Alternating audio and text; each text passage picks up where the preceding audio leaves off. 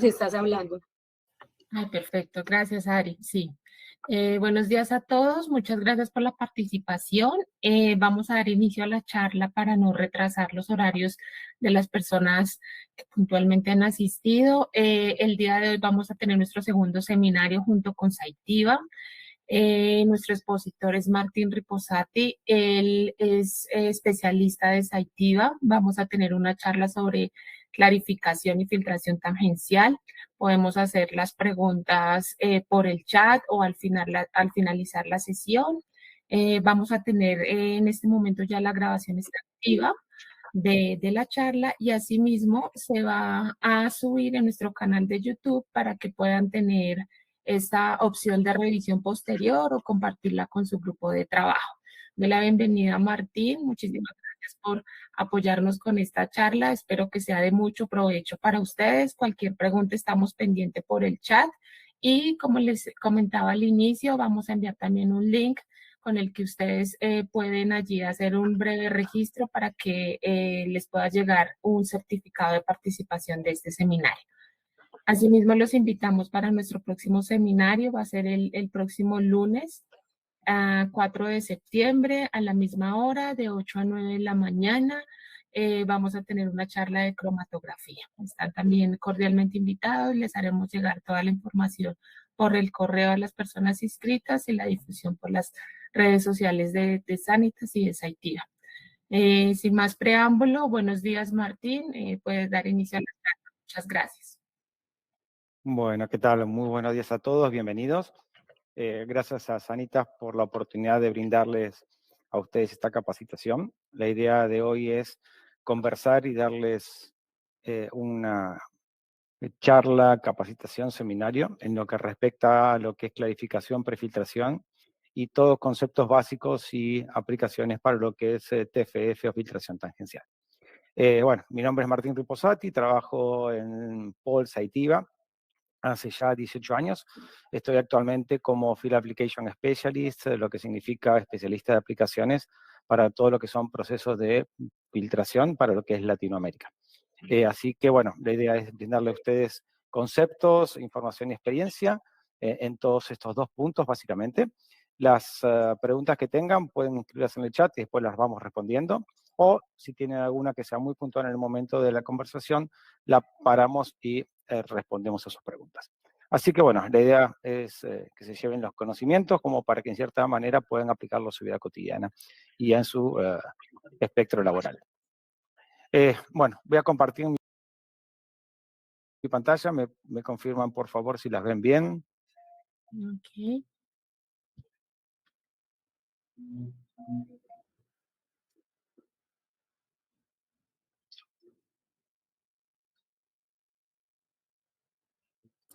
No me permite compartir, no sé si tú me puedes ayudar. Allí en la llamada hay 3 puntos. Allí le dices compartir toda la pantalla Ok. completa. Y ahí ya te confirmo si ya estamos viendo tu pantalla.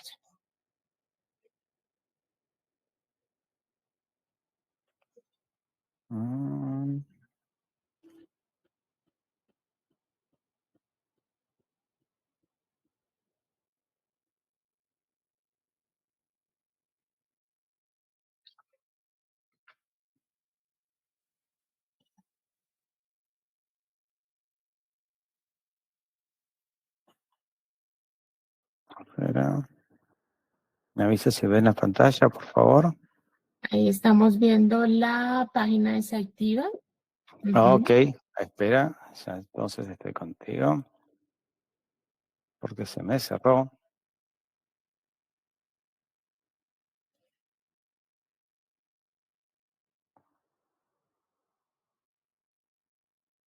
¿Ahí la están viendo?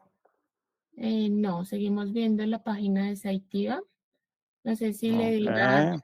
compartir, ubicas el archivo, dejas el archivo, digamos, que en vista y vuelves a decirle compartir la pantalla completa. Y ahí ya te va a permitir Ok. que veamos tu presentación. Yo te voy avisando. Ahí está. Disculpen, no tenemos mucha experiencia con este programa. Desde Saitiva utilizamos el Teams. ¿Me avisas ahora? Ahora debería estar. Sí, ahí está y la tienes en pantalla completa. Perfecto, ahí ya estamos viendo. Perfecto.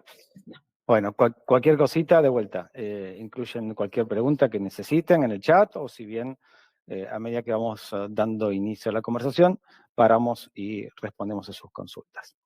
Bueno, la idea de hoy, como les decía, es ver conceptos y aplicaciones para lo que es la parte de clarificación y filtración tangencial. Uno pensaría que podrían ser conceptos o aplicaciones que son diferentes, pero en cierta manera están muy unidas una con otra. ¿Por qué es importante? Uno pensaría que clarificación o prefiltración es uno de los procesos más sencillos que puede haber en cualquier proceso de purificación o separación. Ahora bien, pensando conceptualmente, si uno lo piensa como un proceso biotecnológico, como nos denominamos nosotros en Saitiva, lo que sería el workflow biotecnológico, vamos a ver básicamente que lo que es la parte de clarificación y prefiltración inicial es el punto de entrada al resto de los procesos de captura, purificación y separación, en lo que nosotros denominamos downstream. De esto resume básicamente la importancia que nosotros tenemos en cualquier proceso de clarificación. ¿Por qué? Porque vamos a partir justamente de un proceso inicial de clarificación para poder cumplir con la exigencia del resto de los pasos.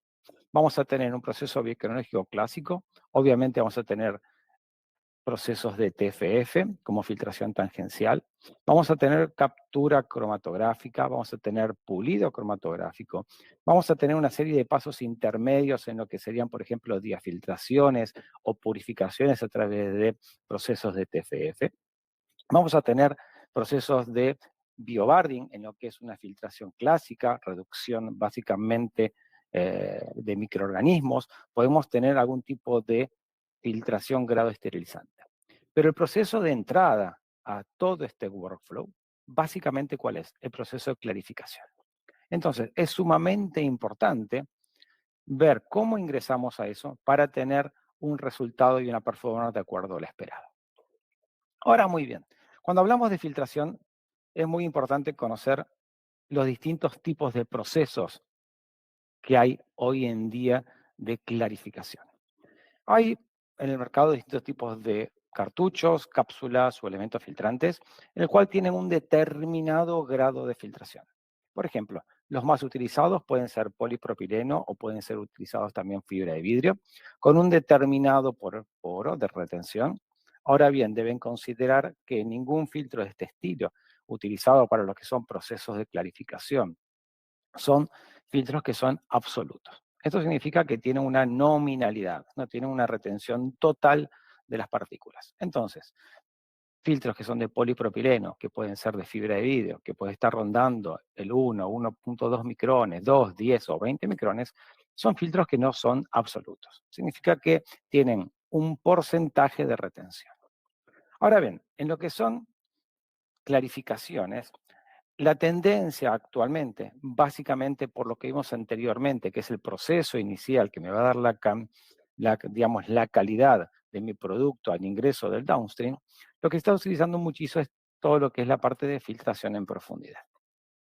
Imagínense, creo que muchos de ustedes han ya participado a lo que sería la parte de upstream, en lo que es la capacitación de upstream, dependiendo de cómo es el proceso en el cual yo voy a generar mi partícula, mi biomolécula, mi proteína, mi anticuerpo y demás que yo quiera purificar, separar y concentrar, normalmente voy a tener debris celular, voy a tener células, voy a tener restos de organelas, voy a tener también proteínas o biomoléculas que están en cierta manera contaminando mi producto final. Entonces yo voy a tener que buscar algún elemento filtrante que tenga una gran capacidad de retención.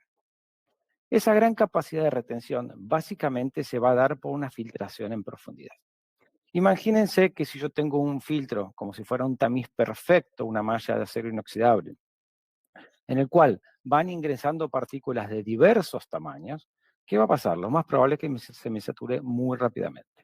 Entonces, lo que buscamos en una clarificación inicial es un material filtrante que tenga una gran capacidad de retención. No solamente en cantidad de partículas, sino en diversidad de tamaños de partículas. Entonces, para eso, lo que se ha desarrollado es todo lo que es la parte de filtración en profundidad.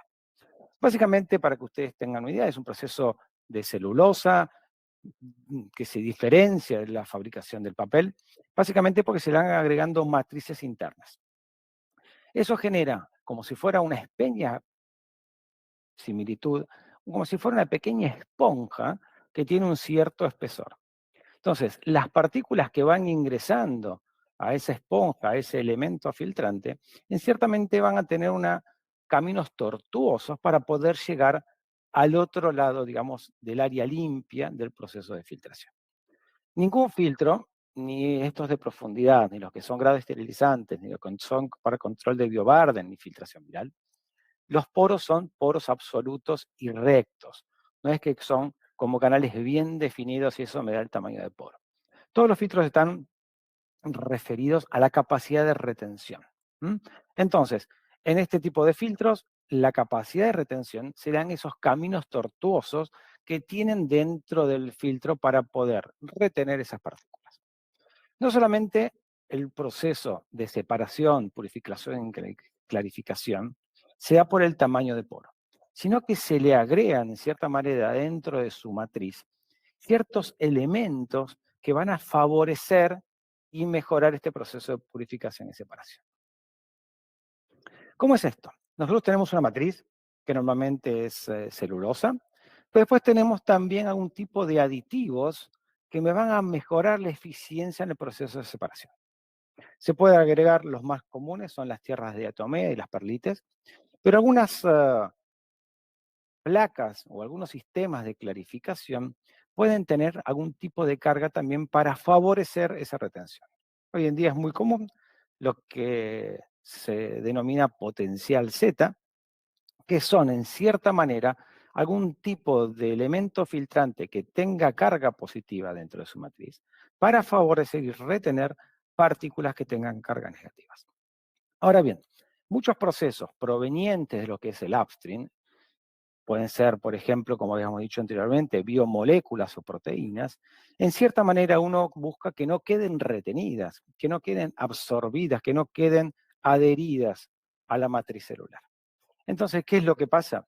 En este caso, cuando uno habla de procesos de purificación de proteínas, uno lo que busca es básicamente que tenga un muy bajo binding, que esas proteínas o esas biomoléculas no queden adheridas por carga. Entonces, lo que uno busca en ese caso es que justamente no tenga carga, pero tenga ciertos elementos, como estas tierras diatomea o estas perlites, que van a favorecer el proceso de separación. Acá hay un corte para que ustedes vean cómo es el proceso. Está todo adherido dentro de la matriz. Y esa matriz forma como si fuera pequeñas redes, como si fuera una fibra de vidrio con muchos filamentos, pero no con poros realmente definidos. Entonces, esas partículas, a medida que van ingresando dentro de esa matriz, van quedando adheridas. Partes de ellas quedan adheridas en la superficie, pero gran cantidad de ellas quedan adheridas o quedan retenidas en las profundidades. Por eso van a ver que normalmente todos los elementos filtrantes tienen un determinado rango, porque en cierta manera ese rango está dado por las partículas que quedan adheridas o retenidas en profundidad. ¿Mm? Y eso le da a lo que son los filtros de profundidad que nosotros recomendamos para la clarificación, esa gran capacidad de retención de partículas.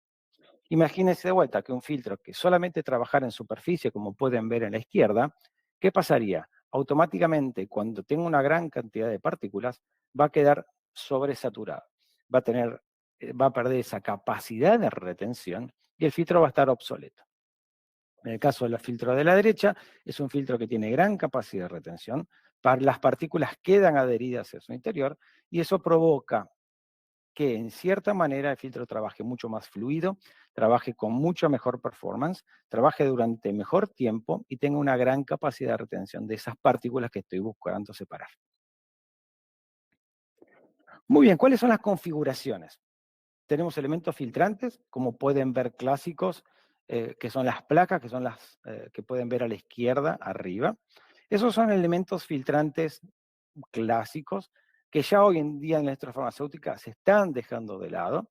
Lo van a ver también en procesos, por ejemplo, en la fabricación de bebidas y alimentos, como pueden ser vinos para retener y tener un sistema de retención de gran capacidad, por ejemplo, en la industria del vino. Después tenemos más aplicaciones o más dispositivos que son más GMP, como pueden ser cápsulas preensambladas y listas para usar, o sistemas modulares que se van ensamblando en carcasas de acero inoxidable dependiendo de los volúmenes que yo necesite procesar. En el caso de las cápsulas bien pequeñas, podemos procesar hasta, por ejemplo, 5, 10, 50 o 150 litros. En el caso de los volúmenes apropiados para lo que son elementos filtrantes de mayor capacidad, en el cual yo necesito algún tipo de housing o algún tipo de carcasa, estamos hablando ya de hectolitros. O sea que la capacidad en dispositivos en términos de retención es muy variable, dependiendo del volumen de que yo quiera retener. Ahora bien, la pregunta siempre es, hay elementos filtrantes que tienen aprobaciones para todo lo que es la farmacopea, básicamente tanto FDA como MEA. Este tipo de elementos filtrantes en profundidad tienen una máxima pureza, una alta capacidad de retención y están certificados para tener un nivel súper bajo de extractables, niveles muy bajos básicamente de toxinas por los controles que tienen. O sea que cumplen con todos los certificados USP. Esto es muy importante al momento de estandarizar un proceso farmacéutico y asegurar la calidad del producto final. Ahora bien, dependiendo del volumen, vimos que hay distintos tipos de dispositivos, que pueden ser cápsulas desde muy sencillas hasta elementos filtrantes que son bastante complejos. Y dependiendo de cuál es esa aplicación, dependerá un poco también cuál es el material filtrante dentro de la clarificación que nosotros recomendamos, dependiendo si van a trabajar, por ejemplo, con proteínas, porque vamos a buscar que tenga un bajo binding. Hay también algunas placas o sistemas de filtración y clarificación que están recomendados para virus por su baja retención. Y después, dependiendo de cómo es el proceso de upstream, de cómo se genera esa molécula, de cómo se genera esa biomolécula, proteína o macromolécula target que yo estoy buscando separar, dependerá un poco de qué tipo de serie de placa o elemento filtrante vamos a recomendar o a usar.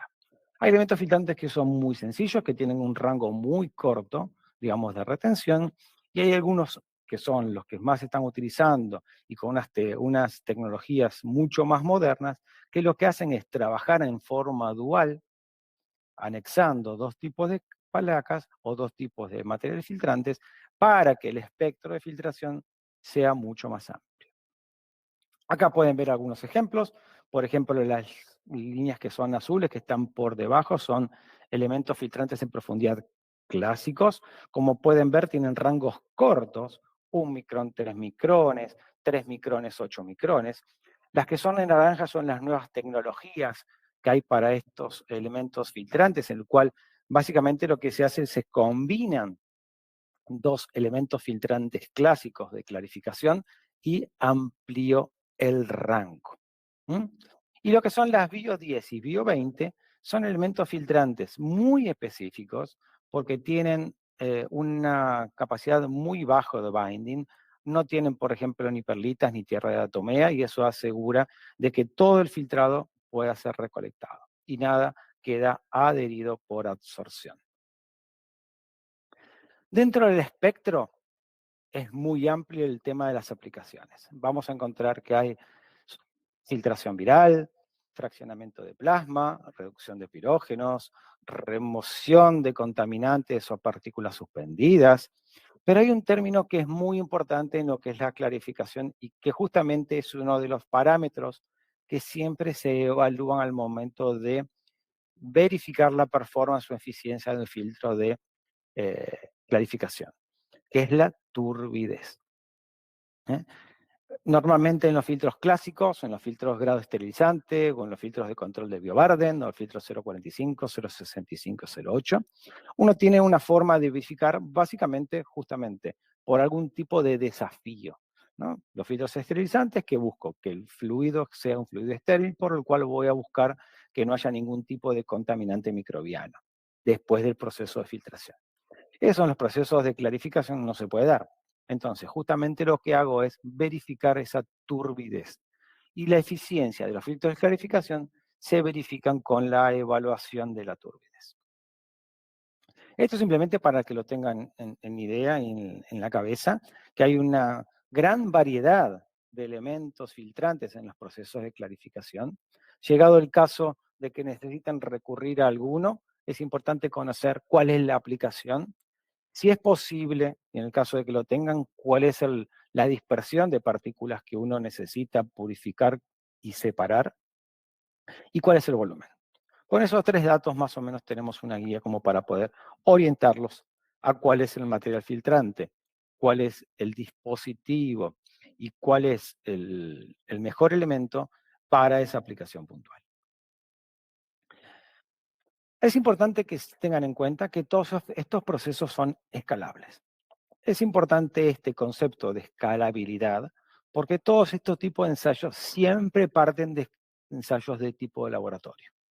Trabajando con 1, con 3 o con 5 litros, yo puedo empezar con un sistema muy pequeño, controlando algunos parámetros y algunas variables dentro de mi proceso, para poder el día de mañana escalarlo a procesos productivos a mayor volumen.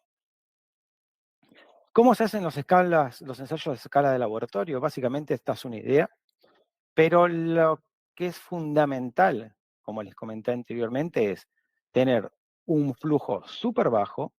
Nosotros recomendamos, por ejemplo, para los ensayos de laboratorio, trabajar con 8 mililitros minuto, pero la idea es que nosotros podamos evaluar la performance del filtro de clarificación monitoreando la turbidez y monitoreando lo que sería la presión diferencial.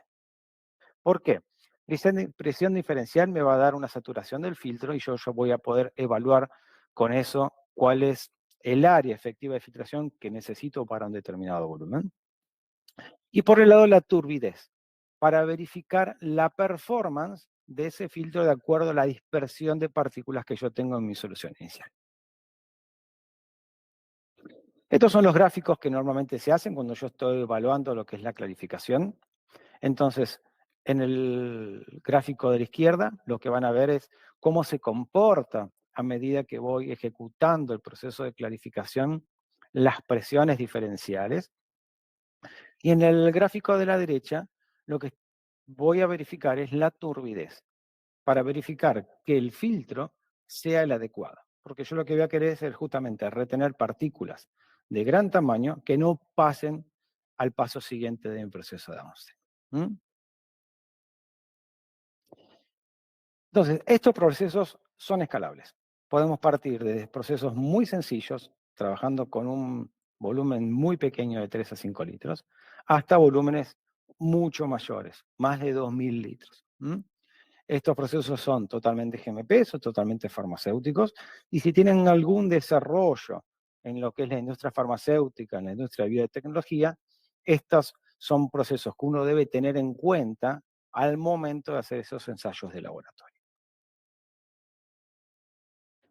Muy bien, ya hablamos de la clarificación, ya tenemos mi producto clarificado, ya tenemos mi producto limpio, por llamarlo de alguna manera, y ahora empezamos a pulirlo, empezamos a trabajar para poder separar el resto de los contaminantes que puede estar en mi solución, o en mi producto, o en mi mezcla, para obtener mi producto final lo más puro posible.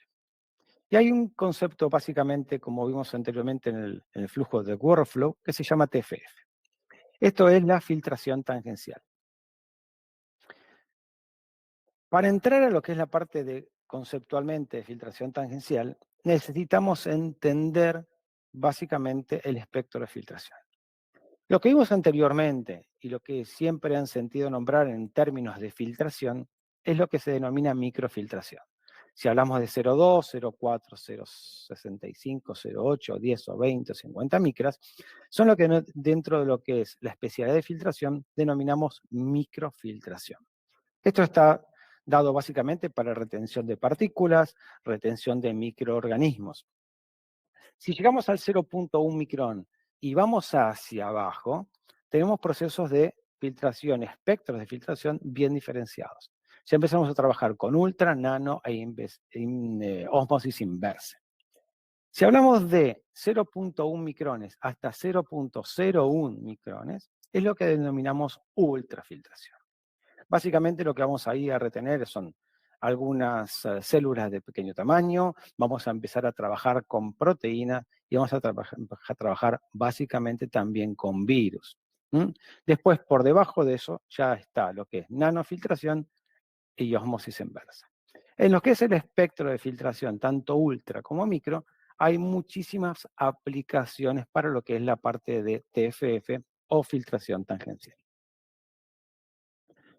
¿Cuál es conceptualmente la base de la filtración tangencial? En lo que es la filtración clásica, es un sistema que me permite a mí remover contaminantes. Si yo estoy trabajando, por ejemplo, en un proceso de, por ejemplo, un jarabe, y utilizo un proceso de filtración clásica, ¿qué voy a tratar de ver? Que mi producto final sea un producto limpio, cristalino, translúcido.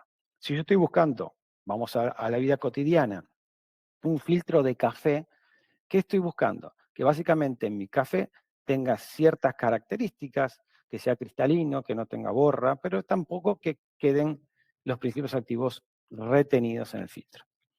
Bueno, eso es filtración clásica, lo que nosotros denominamos DFF. La filtración tangencial es algo diferente. ¿Por qué?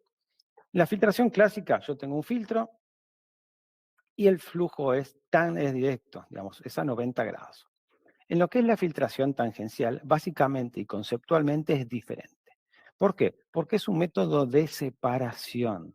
No es un método de retención y de remoción de contaminantes, sino que conceptualmente es un método de separación. Yo tengo un flujo que es paralelo a mis membranas filtrantes.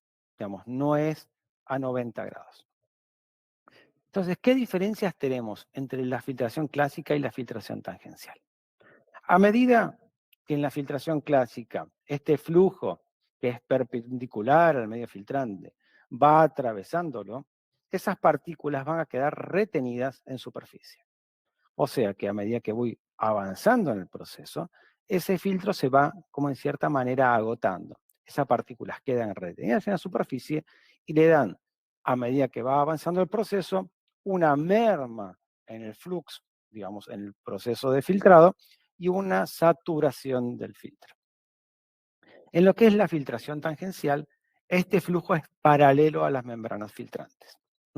Lo que genera que en cierta manera esa membrana nunca se sature, una pequeña porción pasa a través de la membrana y el resto quedan retenidas y son barridas de la superficie de esa membrana. ¿Cómo se verían en los dispositivos? En la izquierda tenemos un DFF, que es un filtro clásico, que es un filtro productivo, que es un cartucho. Y a la derecha tenemos un sistema de cassettes para lo que es la parte de filtración tangencial. Entonces, si lo ven, conceptualmente es diferente. Uno tiene una membrana plegada y el otro tiene una serie de membranas superpuestas. Y aquí es un gráfico muy sencillo para que entiendan bien la diferencia de lo que veníamos hablando. A la izquierda tenemos una membrana clásica, que a medida que va pasando la solución que yo tengo con contaminantes, las partículas de mayor tamaño van quedando retenidas.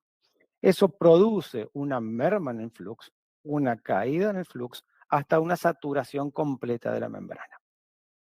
En el caso de la filtración tangencial, que es la que tienen a la izquierda, lo que tengo básicamente son dos membranas paralelas. Tengo un flujo paralelo a esas membranas y tengo una porción que pasa a través de las membranas y se considera como filtrado. O sea que en el DFF yo tengo una porción filtrada, simplemente es mi producto después del proceso, y en la TFF tengo dos porciones. la porción que es filtrada, o sea que es la que pasa a través de esa membrana, y una porción que denominamos retentada, que es la que no tiene la capacidad de pasar a través de la membrana, que queda dentro del sistema. Dentro de esta configuración conceptual de TFF, hay distintos tipos de dispositivos. Nosotros recomendamos para este tipo de procesos dos. Uno que es fibra hueca y el otro es cassettes. Conceptualmente es lo mismo. En el caso de los cassettes, para que tengan una idea, son todas membranas superpuestas, una sobre la otra, una sobre la otra, una sobre la otra. Es como si, para que tengan una idea, cómo trabajaría el cassette. Esto es como si un ascensor solamente tuviera la capacidad de parar en los pisos pares. Eh, la gente que está dentro, niños, niñas, mujeres adultas, pequeñas, gente más delgada, gente más rellenita, ingresa todo a lo que sería el piso par. Conceptualmente tenemos orificios, que serían los poros, en el piso y en el techo. Entonces las pequeñas personas que tienen esa capacidad de pasar al resto de los pisos, ya sea por debajo o por arriba, se van a recolectar y se van a separar.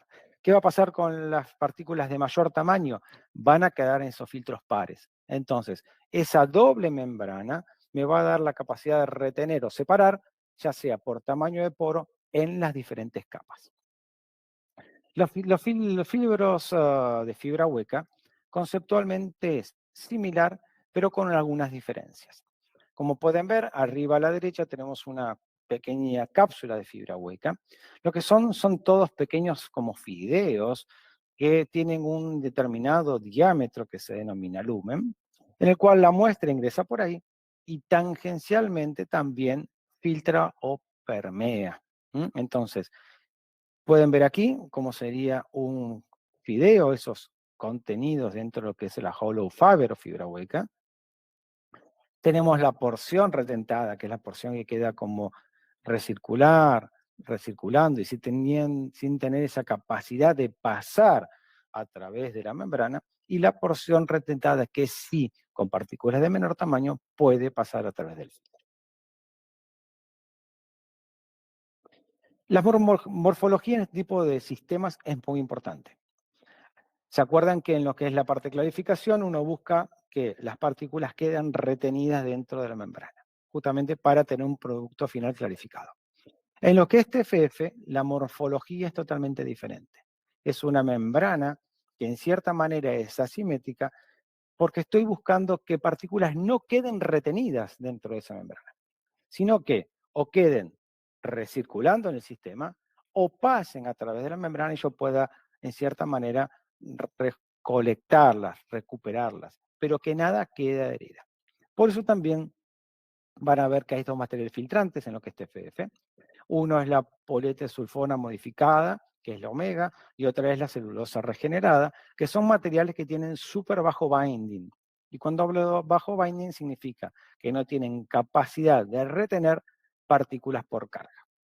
Imagínense que yo estoy trabajando con proteínas y una membrana de TFF que yo estoy trabajando para poder purificar mi proteína target me queda adherida de la membrana.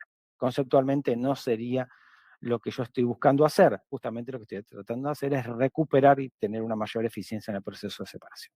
Entonces se utilizan este tipo de membranas que tienen esta gran capacidad de un flujo alto, pero a su vez también poca capacidad de retener en profundidad y poca capacidad de binding. Inicialmente hablamos de micro y ultrafiltración. La TFF se puede aplicar para las dos. Hay sistemas que se denominan TFF micro, porque trabaja con poros 0,1 a 0,65, que se utilizan más que nada para procesos de clarificación celular, para procesos, por ejemplo, de perfusión, para algunos procesos simples de fraccionamiento, para concentración, por ejemplo, de biomasa. En lo que son procesos de ultrafiltración, ya hablando de 0,1 micrones para abajo, estamos hablando de procesos de cutoff, esos cómo se denominan los cortes o la capacidad de retención que tienen los procesos de ultrafiltración. Y cutoff se refiere a la capacidad de retener ciertos pesos moleculares de proteínas. Entonces, el cutoff relaciona el corte o la capacidad de retención con pesos moleculares de proteínas. ¿Para qué se utilizan muchísimo este tipo de sistemas ultrafiltración en TFF? También para fraccionamiento, pero más que nada para procesos de concentración, para procesos de diafiltración, que diafiltración significa eliminación de sales o también de cambio de buffer, y para procesos también de purificación. Esas son las principales aplicaciones para lo que es TFF.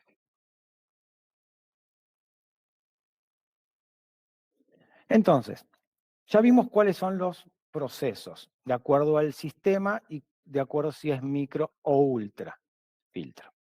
Muy bien, ¿qué es la clarificación? ¿Y para qué se utiliza el forward flow o la filtración tangencial para la clarificación? Básicamente para partículas de mayor tamaño, poder separarlas y poder retenerlas. Cuando hablo de partículas de mayor tamaño, significan esas partículas que no quedan retenidas en mi proceso de clarificación. También la purificación significa separar algún tipo de contaminantes o simplemente separar algún tipo de biomolécula o molécula con pesos moleculares que estén cercanos. Después trabajamos también para lo que es la parte de concentración, que significa simplemente reducir el volumen. Esto lo puedo hacer simplemente eliminando algún tipo de solvente o algún tipo de buffer y reteniendo mi biomolécula, mi partícula target. Y después lo que denominamos diafiltración o cambio de buffers. La diafiltración y la concentración normalmente van muy unidas, porque a medida que puedo ir concentrando, puedo ir agregando nuevo buffer, y ese proceso al final de todo me va a dar justamente un proceso de diafiltración porque parto de un buffer A llegando a un buffer B. Dentro de la configuración general de los equipos, independientemente del volumen que quieran procesar, que va desde 1 litro hasta los 150, 200 o 500 litros, conceptualmente el equipo es exactamente igual. Lo que tengo es en el centro el core donde se produce la separación, que es donde están esas láminas, donde está la fibra hueca, donde están los fideos, donde están esas capas. Y básicamente lo que necesito es tener algún tipo de control de proceso. Eso se da con manómetros y con válvulas. Necesito una bomba para generar la presión suficiente como para poder dar esa presión interna dentro del sistema para favorecer la separación. Y necesito algún tanque o algún recipiente con mi muestra inicial. Entonces, acá pueden ver conceptualmente cómo es la TFF, en el cual tengo un sistema más clarito que es la parte permeada, que es la parte filtrada, que se recolecta como producto, y la parte naranja, circuito naranja un poco más oscuro, que es la parte que queda como recirculando y que denominamos retentado, que son esas partículas de mayor tamaño que no pueden pasar a través de la membrana y que quedan en cierta manera dentro del sistema. Dentro de lo que es la parte de microfiltración, el concepto básico que se utiliza es o concentración de biomasa, significa que si estoy trabajando con algún tipo de microorganismo, si necesito concentrarlo, es eliminar solamente el solvente, o algún tipo de proceso de clarificación. Básicamente, ¿qué es? Separar algún tipo de debris celular, células que pueden venir del upstream, y esto se da, acuérdense, siempre en 0.1 micrones hacia arriba. Dentro de lo que es los sistemas recomendados, para lo que es la microfiltración, existen fibra hueca o cassettes. Para lo que es justamente el debris celular, la separación de debris celular, la fibra hueca funciona mucho mejor porque tiene una mayor capacidad de trabajo con soluciones que son sucias, que no vienen demasiado limpias. En lo que es la parte de microfiltración, ¿cómo elegimos la mejor membrana?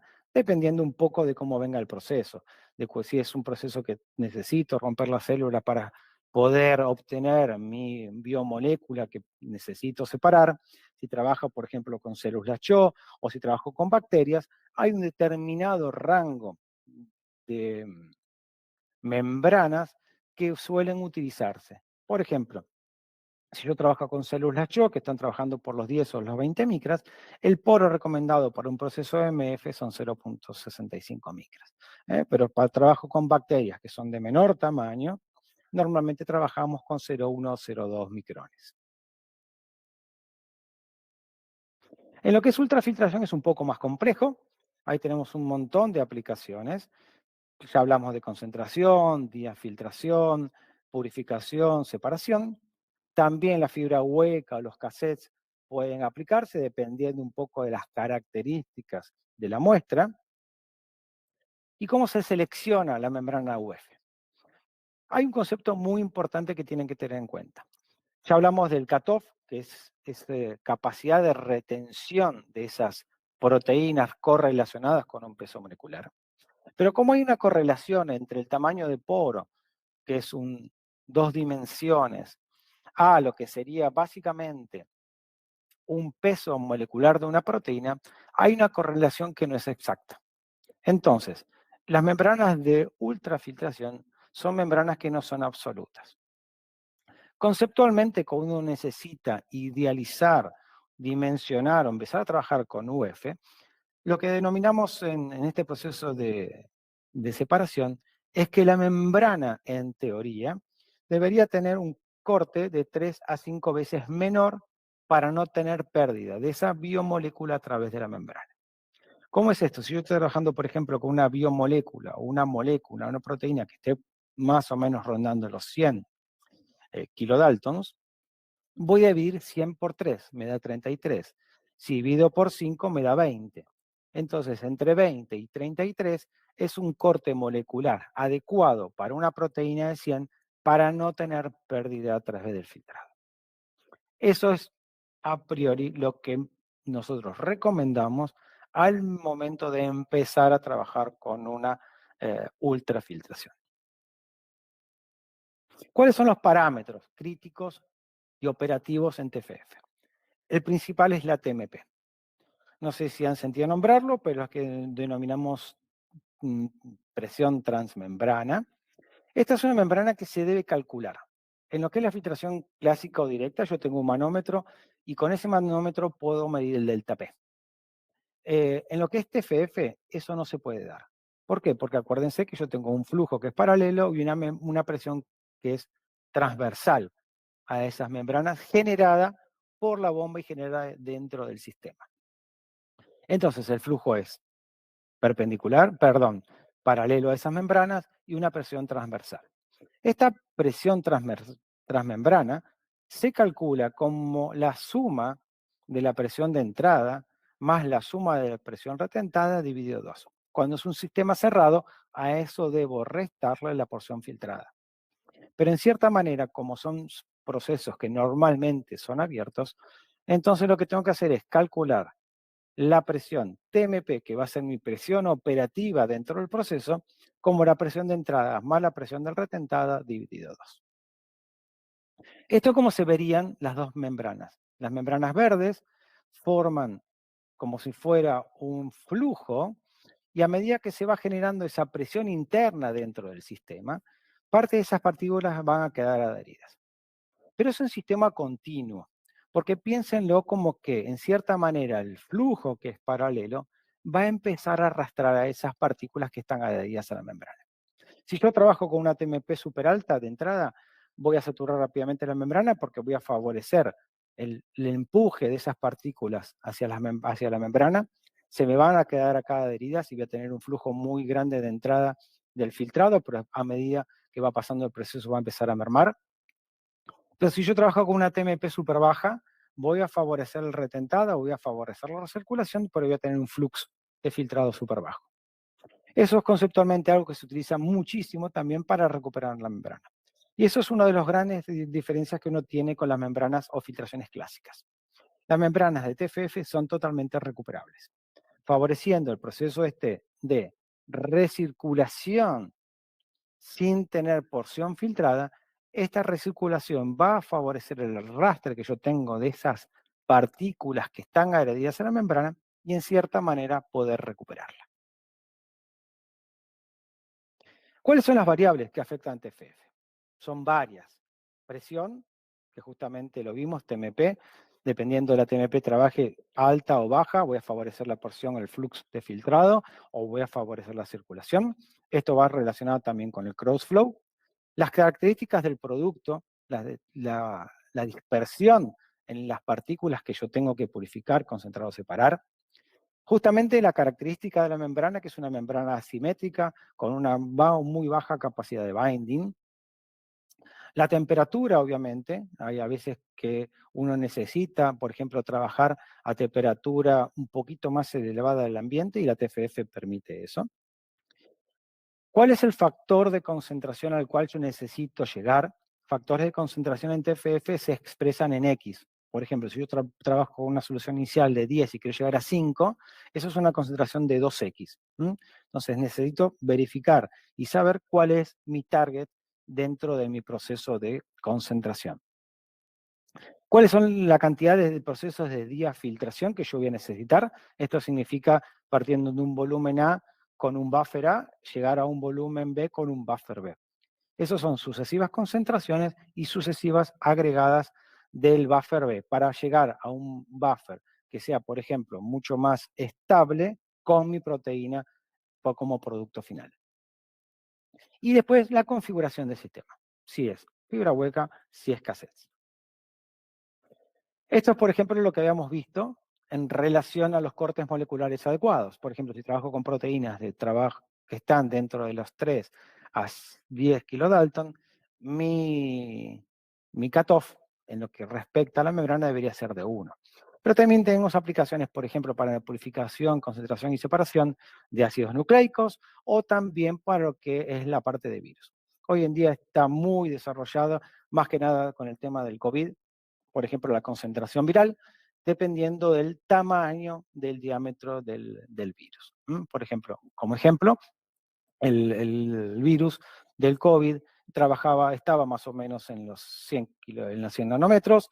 Esto representaba un corte molecular de 100 kilodaltons, entonces se utilizó muchísimo en el mundo una concentración viral, por ejemplo, para verificar dónde había población infectada con el COVID a través de las heces y recolectada en aguas residuales. Sistemas que van a ver, dependiendo del volumen, hay muchos. Este es, por ejemplo, un sistema de mesada en el cual es un sistema que ya viene armado, es plug and play, pero conceptualmente lo que quiero que tengan en cuenta es que, si lo ven, contiene todo lo que veníamos hablando. Contiene una bomba, contiene un método de separación, donde están las membranas, contiene los manómetros, contiene las mangueras y las conexiones. Estos son sistemas ya más avanzados para procesar mayores volúmenes de sistemas muy sencillos, como pueden ser un sistema básico con una fibra hueca única, sistemas ACTA conteniendo también fibra hueca, sistemas Centramates, básicamente de cassettes, o sistemas súper avanzados y automatizados para los procesos de manufactura. Todos estos sistemas tienen procesos de validación. Eso es muy importante al momento de recomendarlos para cualquier tipo de proceso farmacéutico o biofarmacéutico en términos de compatibilidad de pHs, procesos de validación de temperatura y demás. Eso lo van a encontrar en cualquier guía de validación que requieran para este tipo de procesos.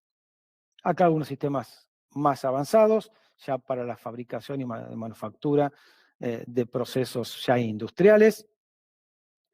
Después existen también lo que denominamos sistemas descartables, que no necesitan el ensamblado, que son sistemas mucho más sencillos, en el cual simplemente lo que hago es conectar las mangueras, conectar la bomba y empezar a procesar. Y algo que es muy importante que tengan en consideración, que ya lo nombré anteriormente, pero que en cierta manera es importante que lo tengan en la cabeza, que todos estos sistemas son recuperables.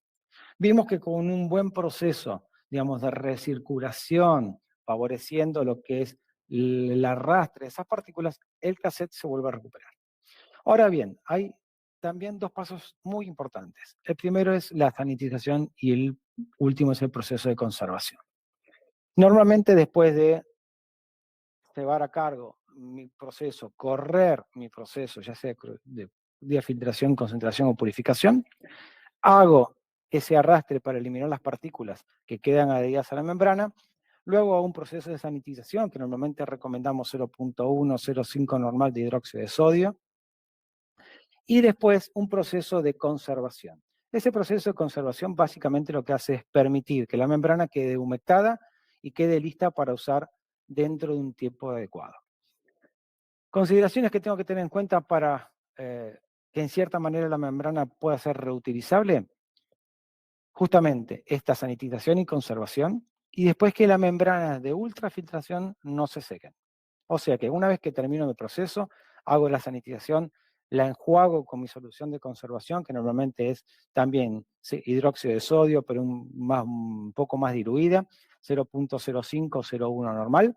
Así tal cual está, bien mojada y bien embebida, la guardo en una bolsa Ziploc, la guardo en un pouch plástico, y eso lo llevo al refrigerador. Y con eso me aseguro de haber recuperado y tener nuevamente la membrana de ultrafiltración lista para utilizar. Bueno, eso es un poco todo lo que tenía para ustedes. Traté de resumirlo todo en una hora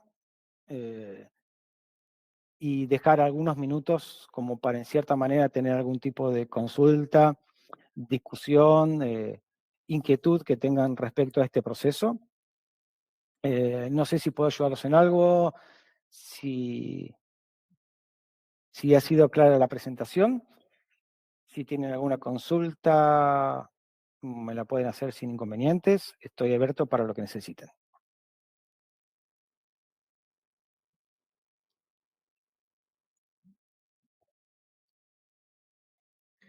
Gracias, Martín, por la charla muy completa. Si hay una pregunta, le doy si quieres, puedes abrir el micrófono del cliente Biotriskel, por favor.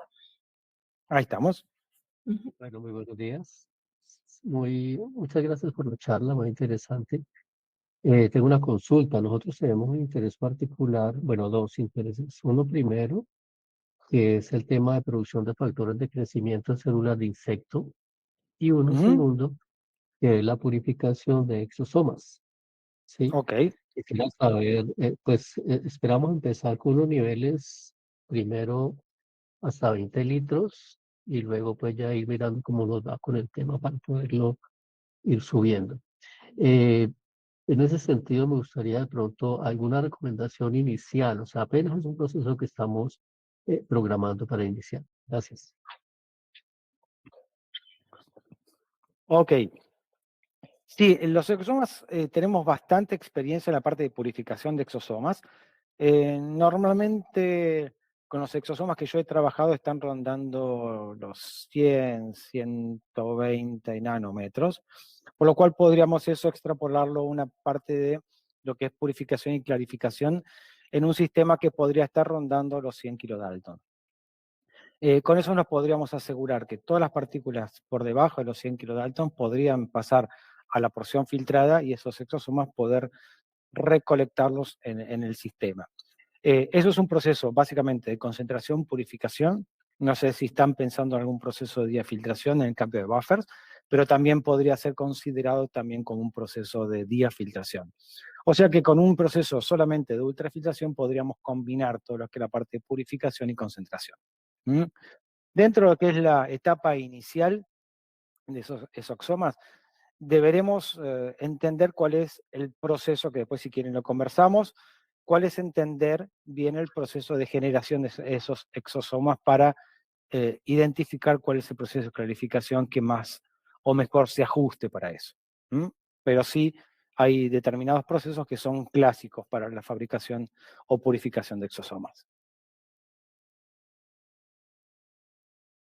Ok, perfecto. ¿Y qué me comenta del tema de la purificación ya de proteínas? En el caso de factores de crecimiento, queremos trabajar con BMP producido en células de insecto. Ujú. Sí, en ese caso necesitaríamos saber cuál es el proceso que ustedes requieren, si es un proceso básicamente de vuelta, de concentración o un proceso de purificación. Saber cuál es el tamaño de esos factores de crecimiento para identificar cuál es la molécula, el corte molecular adecuado, y a partir de ahí poder dimensionar el equipo. Pero sí, se puede hacer. De hecho, hay aplicaciones que son muy, muy similares.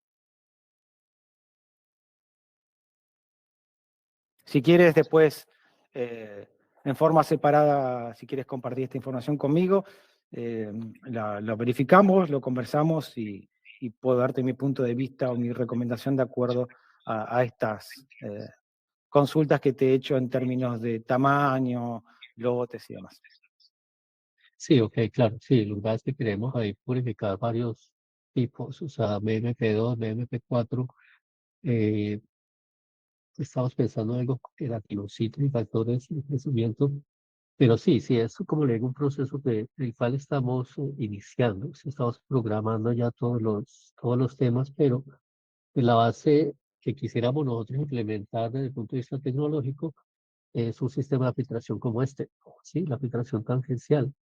Lo Ujú, vemos bastante aplicable, digamos, a lo que queremos y con algunas ventajas con referencia al tema de filtración por membrana, pues de tipo eh, con tubos, pues como el que veía, como el que hacía usted la comparación inicialmente.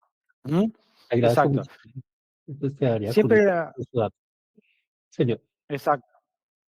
La recomendación inicial mía siempre es, antes de pasar un proceso de filtración tangencial de este estilo, es tratar de verificar cuál es el corte molecular que mayor o que mejor se ajuste a mi proceso. Para eso hay lo que se denomina centrifugal devices, que son unos sistemas que vienen en unos tubitos tipo Eppendorf o unos tubos de laboratorio de 15, 25 mililitros, que tienen una membrana de ultrafiltración, que se puede favorecer el proceso de separación por centrifugación. Es como si fuera un test de screening. Ahí yo voy a verificar cómo se comporta mi molécula que yo quiero purificar o separar, para no tener que llegar a un sistema de este estilo de filtración tangencial sin conocer el corte molecular que mejor se va a adecuar a mi aplicación. Entonces, siempre yo recomiendo tratar de verificar antes de trabajar con un equipo, porque puede ser muy engorroso trabajar con un equipo sin conocer los cortes moleculares, trabajar con esos sistemas de screening para verificar en cierta manera cuál es la membrana adecuada, cuál es el corte molecular adecuado.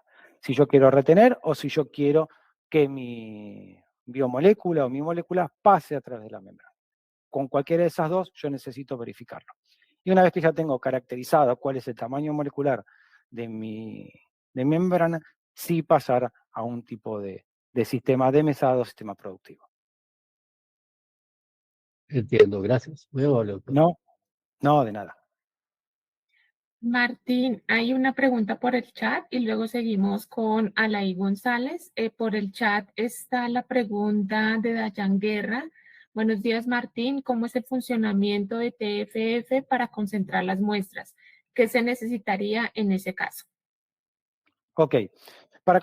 Conceptualmente los sistemas de TFF son exactamente iguales, independientemente de la aplicación, si es una concentración o una purificación. Normalmente, ¿qué pasa en las concentraciones? Lo que hago es simplemente eliminar solvente o buffer. Lo que voy a buscar es, supónganse que yo tengo de vuelta una molécula que yo necesito concentrar, que no quiero que pase a través de la membrana, que no quiero que tenga pérdida, voy a elegir un corte molecular de la membrana que esté por debajo de 3 a 5 veces. Entonces, yo de esa manera me voy a asegurar de que la molécula que yo necesito concentrar no pase a través de la membrana. Entonces, de vuelta como el ejercicio que hice anteriormente, si es de 100, voy a elegir una entre 20 y 33, o sea, una de 30 kilodaltons. ¿Qué va a pasar? Solamente a través de la membrana va a pasar solvente. O sea que al pasar solamente solvente, ¿qué va a pasar? Voy a pasar de un volumen a un volumen B, que puede ser 1, 2, 3, 5 o hasta 10 veces, y eso es una concentración, porque mi proteína, mi molécula o mi biomolécula va a quedar en cierta manera en la misma cantidad que estaba inicialmente, pero en un volumen mucho menor. Entonces lo que voy a hacer es concentrar. Y eso es lo que yo les decía que se denomina en X. Si yo parto de 10 y llego a 5 litros, estoy haciendo una reducción de un volumen a la mitad. Y eso es una concentración de 2X. Pero el sistema es exactamente igual si fuera a clarificar, concentrar o purificar.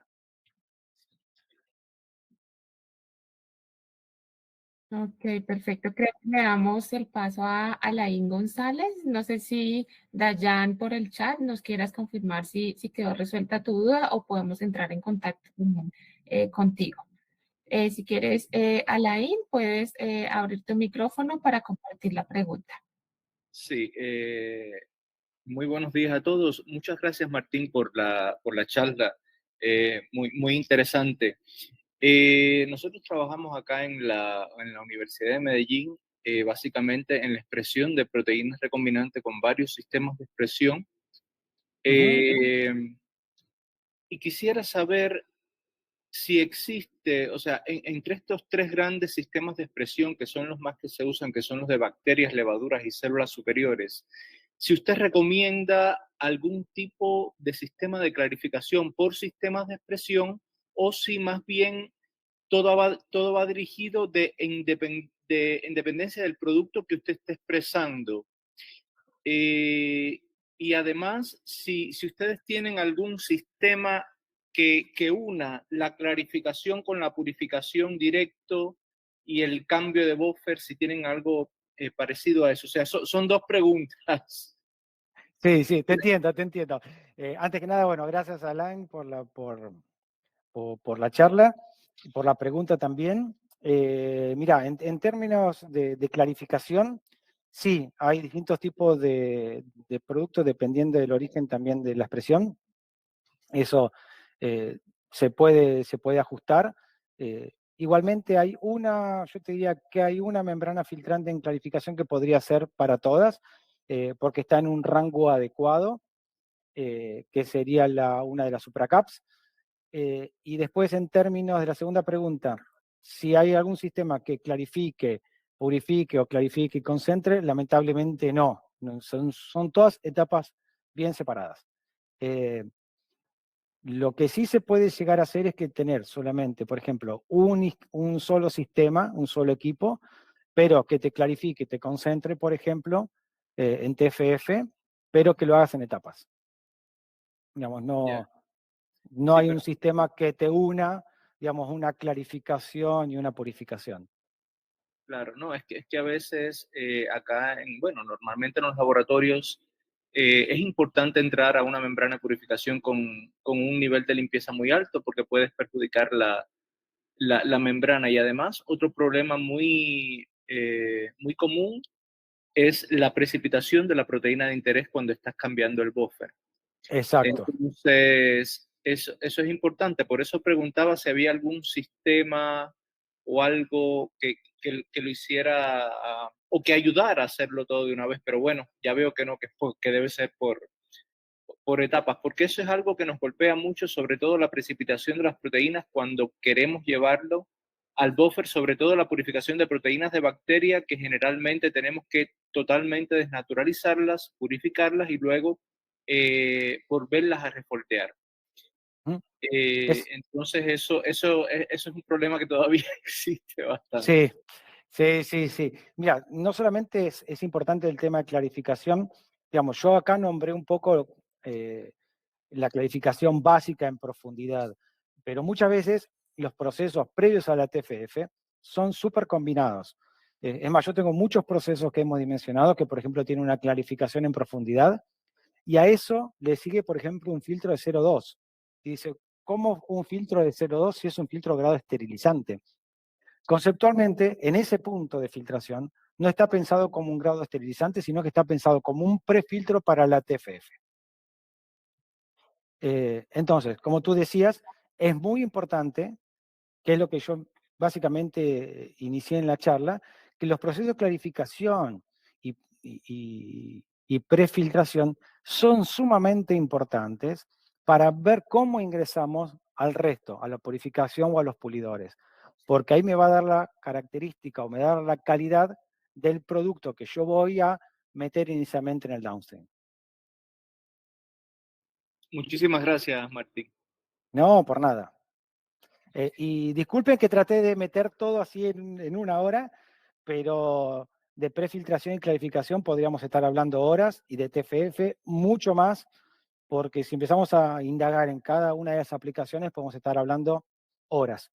Por ejemplo, en clarificación, purificación, podemos estar hablando muchísimo.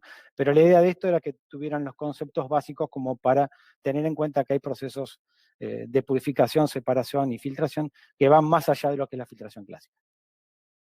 Martín, gracias. Hay una pregunta también en el chat.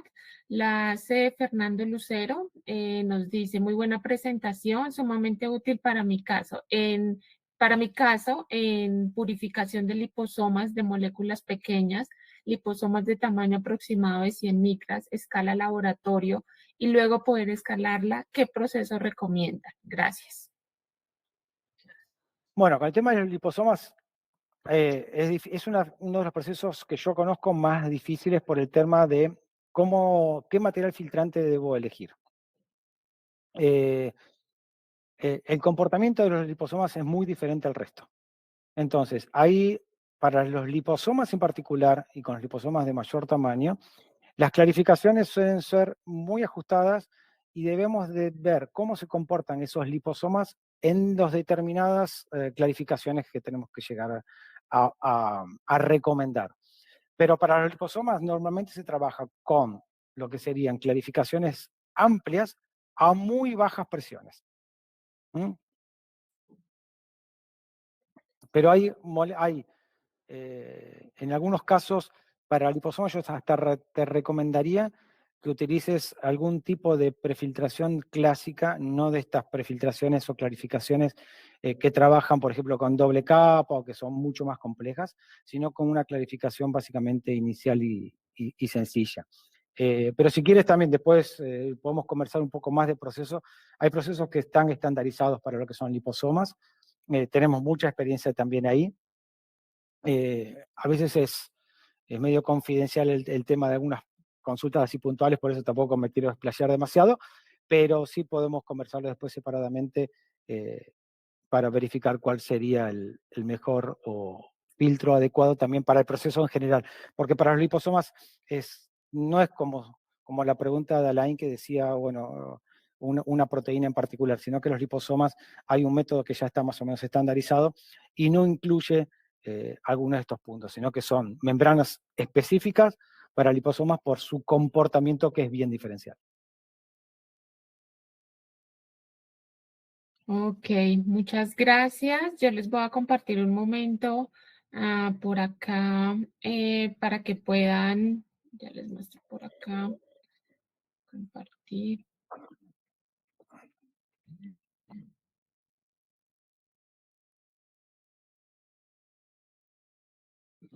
Acá está el link para que puedan, este también es el código QR si quieren acceder a los certificados, también está el link por el chat y invitarlos para nuestra próxima sesión, es el próximo lunes de purificación y cromatografía de proteínas, el lunes 4 de septiembre, también en horario 8 a.m. Colombia. Vamos a estar enviando los links de inscripción y luego el link de ingreso para que nos puedan acompañar. Martín, muchísimas gracias por la charla, muy, muy completa. Agradecemos todo el esfuerzo y toda la dedicación para dar los conceptos de manera tan clara. Agradecemos también a nuestros participantes por acompañarnos en este seminario y están cordialmente invitados al próximo seminario y al final, el 11 de septiembre, vamos a tener una última charla o sesión de cómo obtener un Western blotting exitoso. Va a ser el 11 de septiembre también, 8 a 9 hora Colombia. Muchísimas gracias a todos por asistir. Vuelvo y les confirmo, está el link en el chat de la llamada para acceder a los certificados de participación. Y esta sesión quedó grabada y va a ser compartida por nuestro canal de YouTube para si necesitan también revisarla posteriormente o si desean compartirla con su grupo de trabajo. Gracias a todos. Feliz día. Gracias a todos por la participación y bueno, que tengan muy buen día. Gracias, hasta luego. Gracias, feliz día. Gracias, feliz día también a todos. Gracias, excelente la presentación.